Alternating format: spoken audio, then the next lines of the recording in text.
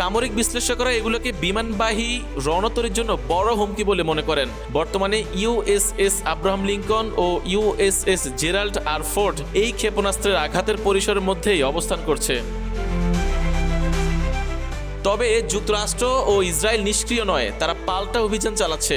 মার্কিন ও ইসরায়েলি গোয়েন্দা দল ইরানের নেতৃত্বে চলাফেরা পর্যবেক্ষণ করছে, ইসলামিক রেভলিউশনারি গার্ড কর্পসের কমান্ড কেন্দ্রগুলো চিহ্নিত করেছে এবং অপারেশন রোয়িং লায়ন ও অপারেশন এপিক ফিউরির শুরুতে দ্রুত ও নিখুঁত হামলা চালিয়ে ইরানের অনেক রাডার অবকাঠামো ধ্বংস করেছে।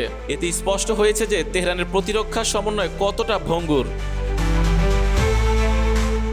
সাবেক ইসরায়েলি বিমান বাহিনী প্রধান মেজর জেনারেল আইতান বেন এলিয়াহু বলেছেন, রাডার ধ্বংস করা মানে শুধু একটি যন্ত্র নষ্ট করা নয়, এর অর্থ হলো শত্রুকে অন্ধ করে দেওয়া। যুদ্ধের প্রথম কয়েক ঘন্টাতেই অনেক রাডার মুছে ফেলা হয়েছিল।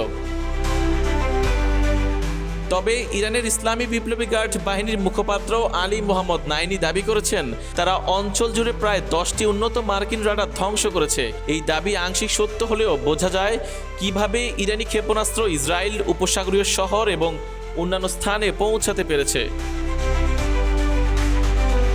মার্কিন প্রতিরক্ষা মন্ত্রী পিট হেগসেথকে সিবিএস এর একটি অনুষ্ঠানে সরাসরি জিজ্ঞাসা করা হয়েছিল রাশিয়া ইরানকে গোয়েন্দা তথ্য দিচ্ছে কিনা। তিনি সংক্ষেপে বলেন, আমরা সবকিছু নজরে রাখছি। এটি একই সঙ্গে আশ্বাসও হতে পারে, আবার হতে পারে সতর্কবার্তাও।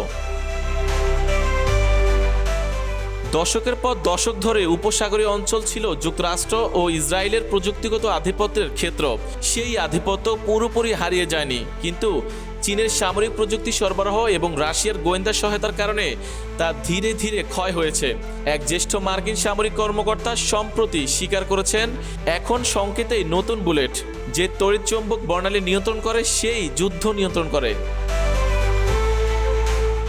ইরান 3 দশক ধরে সেই যুদ্ধ গভীরভাবে বিশ্লেষণ করেছে। তারা দেখেছে প্রযুক্তিগতভাবে দুর্বল একটি রাষ্ট্রকে কিভাবে আকাশপথ থেকে ধ্বংস করা যায়। রাশিয়ার স্যাটেলাইট তথ্য এবং চীনের রাডার প্রযুক্তি সেই অভিজ্ঞতারই প্রতিক্রিয়া। তেহরান চায় না যে তাদের পরিণতিও একদিন বাগদাদের মতো হোক।